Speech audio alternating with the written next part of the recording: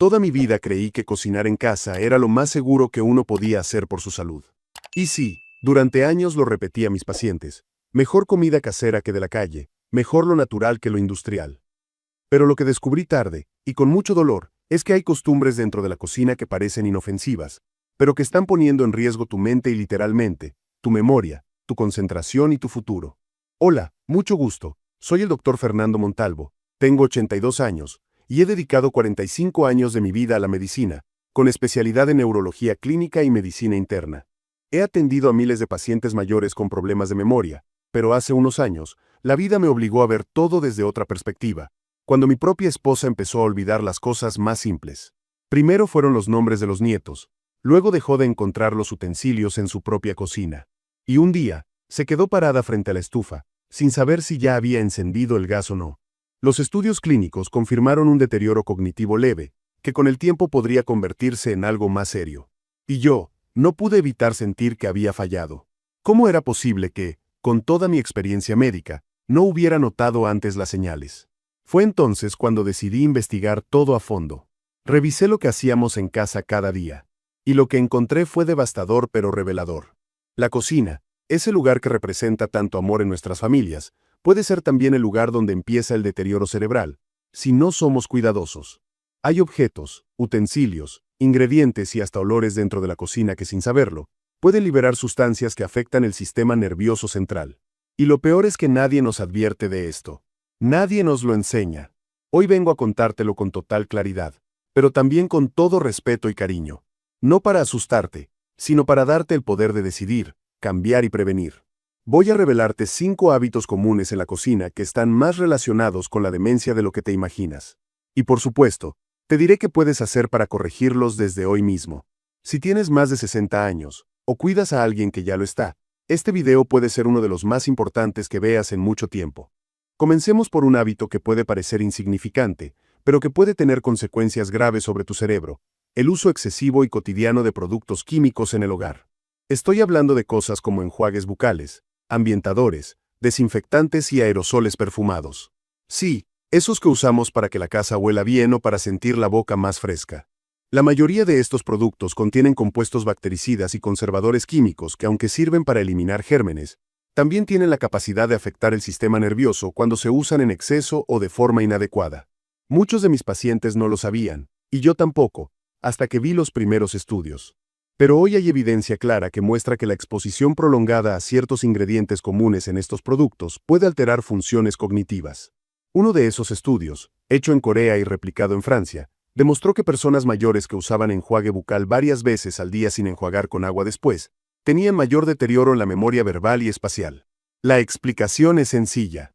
Muchos de estos productos contienen triclosan, clorhexidina, alcoholes volátiles y conservadores sintéticos que, al ser inhalados o absorbidos por la mucosa oral en grandes cantidades, pueden alterar la microbiota, la barrera hematoencefálica y la inflamación cerebral. Y lo peor es que por comodidad, muchas personas ni siquiera se enjuagan la boca con agua después de usar el enjuague.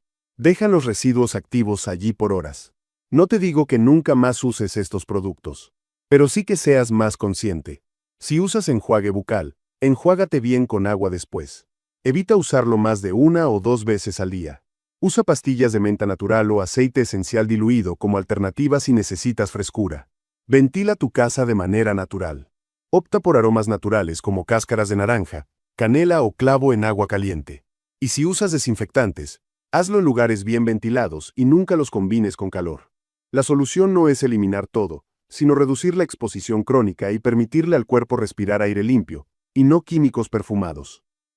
El segundo hábito que descubrí y que hoy me parece urgente compartir es el uso frecuente de plásticos en la cocina, especialmente cuando esos plásticos están viejos, rayados o entran en contacto con calor. Muchos hogares en México y en toda Hispanoamérica utilizan recipientes plásticos para guardar sobras, calentar comida en el microondas o incluso para comer directamente de ellos. Y durante años, esto fue considerado práctico e inofensivo.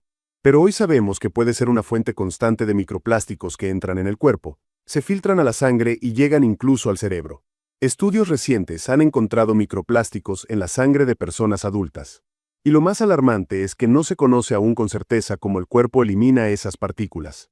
En animales, se ha visto que los microplásticos pueden provocar inflamación, resistencia a tratamientos y afectar funciones neuronales. Y aunque no podemos decir que causan demencia directamente, sí sabemos que aumentan la carga tóxica en el organismo, especialmente en personas mayores. Además, hay materiales más peligrosos que otros. Por ejemplo, los envases de unicel, los típicos vasos blancos que se usan para sopas instantáneas, liberan más microplásticos cuando se les pone agua o comida caliente. Lo mismo sucede cuando uno raspa el fondo del recipiente con los cubiertos. Y aunque la silicona parece más segura, también puede retener residuos de jabón si no se enjuaga correctamente. Si suena ese chirrido al tallarla, es que aún tiene residuos. Por eso, cada vez que veo un tupper con tapa rota o fondo rayado, sé que allí puede haber una amenaza invisible. No es que el plástico en sí sea un veneno, pero sí lo es el uso prolongado, dañado, expuesto al calor y al desgaste. Si hay algo que aprendí en estos años, es que todo lo que se degrada en nuestra cocina puede degradarnos también por dentro. Mi consejo es claro. Si un recipiente plástico está rayado, cámbialo. Si tienes dudas sobre si es seguro para el microondas, no lo uses. Prefiere el vidrio, la cerámica o el acero inoxidable. Y nunca calientes comida envuelta en film plástico. Si usas utensilios de silicona, enjuágalos con abundante agua caliente hasta que no queden residuos. Y no los uses eternamente. También tienen fecha de vida útil, aunque no lo diga el paquete. Reducir la exposición a microplásticos es una forma directa de cuidar tu cerebro, tu sistema hormonal y tu bienestar a largo plazo. Porque lo que no ves también puede hacer daño. El tercer hábito que quiero compartirte tiene que ver con algo tan cotidiano que muchas personas ni siquiera lo cuestionan. Me refiero al consumo constante de agua embotellada en envases de plástico. Sé que suena contradictorio. Muchos adultos mayores prefieren el agua embotellada porque creen que es más limpia, más segura. Y en muchos casos es cierto que puede ser una buena alternativa al agua del grifo cuando hay dudas sobre su calidad. Pero lo que no se dice con la misma frecuencia es que las botellas plásticas, especialmente cuando se exponen al calor o al tiempo, pueden liberar microplásticos y sustancias químicas que también representan un riesgo. Hace 2 años atendí al señor Tomás, de 66 años, un hombre fuerte y activo de Guadalajara que iba al parque a caminar cada mañana. Tomaba entre 3 y 4 botellas de agua al día. Siempre traía una en la mano. Y sin saberlo, las dejaba en el coche, bajo el sol, o las reutilizaba durante días. Comenzó a quejarse de confusión mental, fatiga y falta de concentración. Al principio pensamos en estrés. Pero tras hacerle estudios y revisar su rutina, encontramos niveles elevados de microplásticos en su sangre. Y lo más llamativo es que no comía comida chatarra ni usaba plásticos en la cocina. Su única fuente evidente era el agua embotellada. No te digo que dejes de tomar agua. Todo lo contrario. La hidratación es esencial para el cerebro. Pero sí quiero que sepas que el tipo de envase importa. Las botellas plásticas son fabricadas bajo alta presión y temperatura. Si queda humedad dentro durante el proceso o si se almacenan en condiciones inadecuadas, puede liberar partículas invisibles al ojo humano. Estas partículas, al entrar al cuerpo, circulan por la sangre y pueden acumularse con el tiempo. Además, estudios realizados en distintas partes del mundo han encontrado más de 3.000 partículas de microplástico por litro en algunas marcas comerciales. Y no solo las botellas. También se ha observado que algunas bolsas de té hechas con malla plástica liberan una cantidad alarmante de microplásticos al ser sumergidas en agua caliente. Y si consideramos que el cuerpo humano no puede eliminar fácilmente estas partículas, el riesgo no es menor. ¿Qué puedes hacer entonces? La solución es simple. Si estás en casa, instala un buen sistema de filtrado de agua y usa termos de acero inoxidable o botellas de vidrio. Si necesitas llevar agua contigo, llena un termo con agua filtrada. Evita reutilizar botellas plásticas. No dejes botellas al sol. No tomes agua de envases que hayan estado en lugares calientes, como un auto o un balcón. Y si vas a consumir té, procura usar bolsitas de papel o hierbas sueltas en infusión. Una buena alternativa que he recomendado durante años es usar termos de acero inoxidable. Son resistentes, reutilizables y no liberan sustancias al contacto con el calor. Y en casa, asegúrate de cambiar los filtros de tu purificador de agua cada cierto tiempo. No esperes a que el agua tenga sabor raro. Prevén antes de que el daño esté hecho. Tomar agua debe ser un acto de salud, no una fuente de exposición silenciosa. Y proteger tu cerebro empieza también por las pequeñas decisiones que tomas cada vez que tienes sed. El cuarto hábito que descubrí con preocupación tiene que ver con esos utensilios que usamos todos los días sin pensar demasiado. Me refiero a las ollas arroceras y a los recipientes de aluminio. En muchas casas, especialmente en las cocinas tradicionales de México y América Latina, Estos utensilios están presentes desde hace décadas. Pero si no los usamos con cuidado, también pueden convertirse en una fuente constante de exposición a metales pesados, y estos sí tienen un vínculo claro con el deterioro neurológico. Las ollas arroceras modernas suelen tener un recipiente interno, una especie de cazuela removible que muchas veces viene con algún tipo de recubrimiento. Ese recubrimiento puede ser de teflón, cerámica o incluso aleaciones de acero inoxidable. Y aunque en teoría son seguras, todo cambia cuando comienzan a desgastarse. Basta con una pequeña corrosión o un raspón para que empiecen a liberar partículas microscópicas que terminan en tu comida, día tras día. Lo mismo ocurre con los utensilios de aluminio. Aunque el aluminio es liviano y conduce bien el calor, tiene una particularidad. Cuando se combina con alimentos muy ácidos, como el jitomate, el limón o el vinagre, o con platillos muy salados, puede liberar partículas de metal en el alimento. Y aunque el cuerpo elimina una parte de ese aluminio a través de los riñones, la otra parte se va acumulando poco a poco, especialmente en adultos mayores cuyo sistema renal ya no funciona como antes. Hay estudios que han relacionado la exposición prolongada al aluminio con un mayor riesgo de enfermedades neurodegenerativas. No es una relación directa y única, pero sí es un factor de riesgo importante. De hecho, organismos internacionales de salud han comenzado a recomendar que se evite cocinar o almacenar alimentos altamente ácidos o salados en recipientes de aluminio, sobre todo si se van a calentar. Mi recomendación es clara. Revisa la olla de tu arrocera. Si ves rayones, manchas o si el recubrimiento ya no está liso, lo mejor es cambiarla. Muchos fabricantes venden el recipiente interno por separado. No necesitas comprar una olla nueva. Si cocinas con aluminio, evita preparar allí comidas con jitomate, tamarindo, limón o vinagre. Y nunca guardes alimentos por muchas horas en esos recipientes. Usa vidrio, barro sin plomo o acero inoxidable como alternativa. Y al lavarlos, evita tallar con fibras metálicas que desgastan el recubrimiento más rápido. Usa esponjas suaves y revisa con regularidad si el interior sigue en buen estado. Cuidar lo que usamos para cocinar es tan importante como cuidar lo que comemos. Porque al final, todo lo que entra en tu cuerpo se convierte en parte de ti. Y si esa sustancia afecta tus neuronas, tu memoria o tu equilibrio emocional, el daño no siempre se nota de inmediato, pero sí con el tiempo. El quinto hábito es uno de los más invisibles, pero también uno de los más peligrosos. Me refiero al uso diario de estufas de gas, sin una ventilación adecuada. Para muchos, el olor a cebolla sofrita o a frijoles hirviendo en la olla representa hogar. Pero lo que casi nadie sabe es que cocinar con gas genera sustancias tóxicas que, si se acumulan en el ambiente, pueden tener efectos directos sobre el sistema nervioso y el cerebro. Uno de los gases más importantes que se libera al usar la estufa de gas es el dióxido de nitrógeno. Este gas también está presente en el humo de los autos y en la contaminación urbana, y ha sido clasificado por la Organización Mundial de la Salud como un contaminante del aire con efectos dañinos para la salud. Lo grave es que cuando cocinamos sin ventilar, ese gas se concentra dentro de casa, justo donde estamos respirando, varias veces al día. Atendí hace un tiempo a doña Mariana, una mujer de 72 años que vivía en una casa pequeña en la Ciudad de México. Todos los días cocinaba para sus nietos. Le encantaba preparar guisados, moler chiles, freír cebolla, dorar carne. Pero tenía una costumbre que parecía inofensiva. Mantenía todo cerrado para que no se saliera el olor. No abría ventanas. No tenía extractor. Con los años, empezó a tener episodios de confusión, fatiga extrema, dolor de cabeza y pérdida de memoria.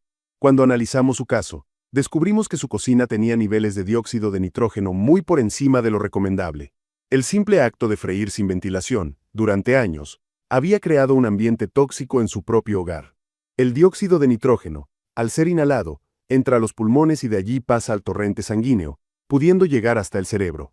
Se ha visto que puede inflamar el tejido cerebral, dañar la barrera que protege al sistema nervioso y afectar las conexiones entre neuronas. No es inmediato, pero es constante. Y eso lo hace aún más peligroso. Muchos adultos mayores cocinan varias veces al día. Si lo hacen en cocinas cerradas, sin extractor, sin abrir ventanas, están respirando ese gas de forma crónica. Y si además tienen antecedentes de enfermedades respiratorias o viven en ciudades con contaminación, el riesgo es aún mayor. Sé que cambiar la estufa de gas por una eléctrica no es fácil para todos. Pero hay algo muy sencillo que puede marcar la diferencia: ventilar bien. Y cuando digo ventilar, no me refiero a abrir una rendija de la ventana. Me refiero a abrir al menos 2 ventanas opuestas para crear corriente. Hacerlo al inicio de la cocción, durante el proceso y al terminar. Si puedes, instala un extractor que saque el humo hacia afuera, no solo que lo recircule. Y si el día está muy contaminado afuera, Ventila unos minutos y luego usa un purificador de aire dentro de casa. Otra recomendación es cambiar la forma de cocinar. Freír y dorar liberan más gases y vapores que cocer o hervir.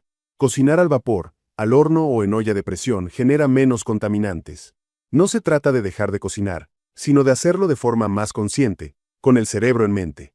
Porque muchas veces pensamos que la contaminación viene de la calle, de los autos o de las fábricas. Pero la realidad es que, para muchos adultos mayores, el lugar más contaminado es su propia cocina. Y no por culpa de nadie, sino por falta de información. Hoy ya no hay excusas. Sabemos lo que sucede. Y podemos actuar. La próxima vez que prendas la estufa, abre las ventanas. Piensa en tus pulmones. Piensa en tu mente. Y recuerda que los hábitos pequeños, repetidos todos los días, son los que construyen o destruyen tu salud sin que te des cuenta. Ahora que conoces estos 5 hábitos que pueden afectar tu cerebro, quiero dejarte con un resumen claro. Toma nota, compártelo con quien lo necesite y, sobre todo, empieza a aplicarlo hoy. Primero, reduce el uso de productos químicos como enjuagues bucales, desinfectantes o ambientadores. Si los usas, hazlo con conciencia, enjuágate bien y ventila tu hogar. Segundo, no uses recipientes plásticos dañados, rayados o deformados por el calor. Cámbialos sin dudar y evita calentar comida en ellos. Tercero, si tomas agua embotellada, evita exponer las botellas al sol o reutilizarlas. Mejor aún, usa agua filtrada en recipientes de vidrio o acero inoxidable. Cuarto, revisa las ollas y utensilios que usas todos los días. Si tienen manchas, corrosión o el recubrimiento está dañado, reemplázalos. Y quinto, cada vez que cocines con gas, ventila bien. Abre ventanas, crea corrientes de aire, evita cocinar a puerta cerrada. Tu estufa puede ser un aliado, pero también puede ser una amenaza si no tomas precauciones. Quizás te estés preguntando si todo esto vale la pena. Tal vez pienses que ya es tarde para cambiar. Pero déjame decirte algo con toda la experiencia que me han dado estos 45 años de medicina y estos 82 de vida. Nunca es tarde para cuidar tu salud. Nunca es tarde para proteger tu mente.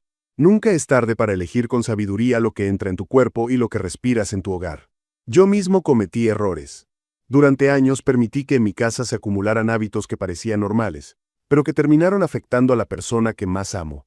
Y eso, te aseguro, no quiero que lo vivas tú. Si tienes más de 60 años, si empiezas a olvidar cosas con más frecuencia, si notas que te cuesta concentrarte o si cuidas a alguien que está en esa etapa de la vida, este mensaje es para ti. No necesitas hacer grandes sacrificios. Solo abrir los ojos, prestar atención y tomar decisiones distintas. Porque al final, lo que parece pequeño, cotidiano, incluso invisible, puede ser lo que marque la diferencia entre una mente lúcida y una mente que se apaga. Hoy puedes empezar con un solo cambio. Cambiar un recipiente, ventilar tu cocina, dejar ese enjuague fuerte. Hazlo. Y si ya lo hiciste, cuéntalo. Tu experiencia puede ayudar a muchos más. Gracias por haberme acompañado hasta aquí. Espero que este mensaje te haya servido, como a mí me sirvió comprenderlo cuando ya era casi tarde. Lo comparto no solo como médico, sino como esposo, como abuelo y como ser humano. Te deseo mucha salud y por muchos años más. Te agradezco haberme acompañado hasta el final y nos vemos en el próximo video.